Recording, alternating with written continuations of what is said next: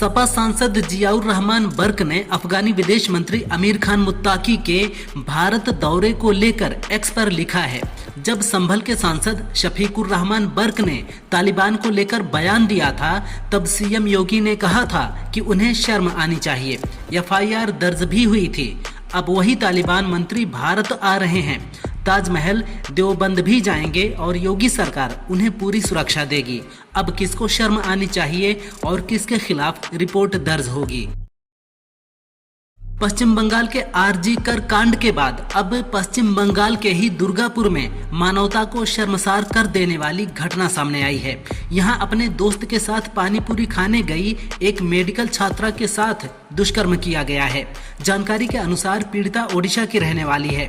शुक्रवार रात वह अपने दोस्त के साथ पानीपुरी खाने निकली थी, तभी 2-3 लोगों ने उसे जबरदस्ती सुनसान जगह ले जाकर हैवानियत की। पीड़िता अस्पताल में भर्ती है।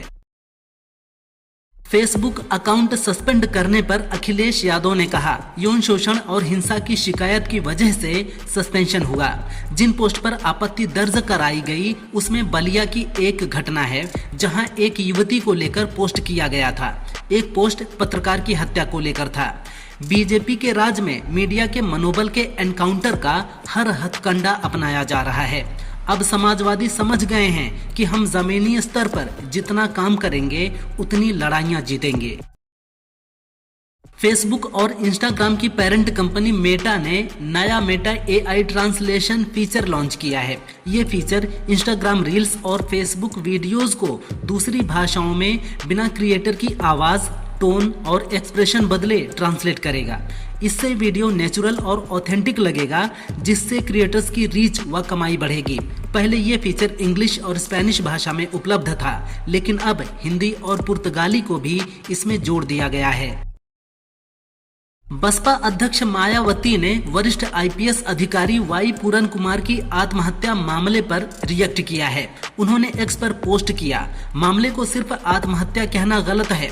राजनीतिक दबाव या उत्पीड़न की बातों को नजरअंदाज नहीं करना चाहिए। सरकार के लिए शर्मनाक साबित होता है कि लाख दावों के बाद भी जातिवाद का दंश प्रशासन पर हावी है। सरकार इसे रोकने में नाकाम है। घटना की समय से निष्पक्ष जांच होनी चाहिए। यूपी के पूर्व सीएम अखिलेश यादव महागठबंधन की ओर से चुनाव प्रचार के लिए बिहार जाएंगे।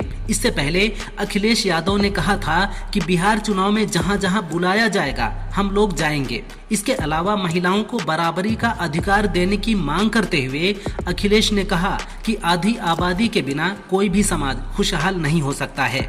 महिलाओं की शिक्षा के लिए हमेशा कदम उठाना चाहिए। भाजपा ने महिलाओं के लिए आरक्षण लागू नहीं किया है।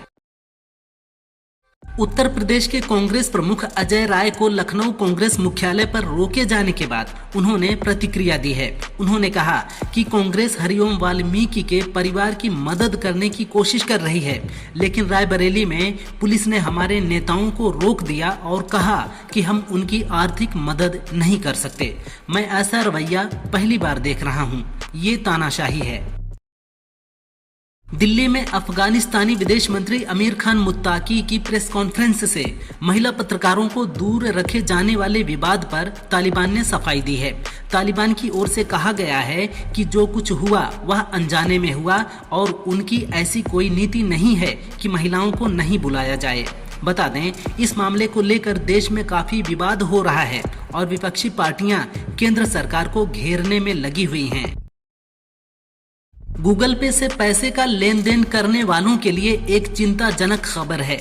दूरसंचार सचिव नीरज मित्तल के अनुसार अभी तक गूगल पे ने फ्रॉड रिस्क इंडिकेटर यानी FRI सिस्टम नहीं अपनाया है।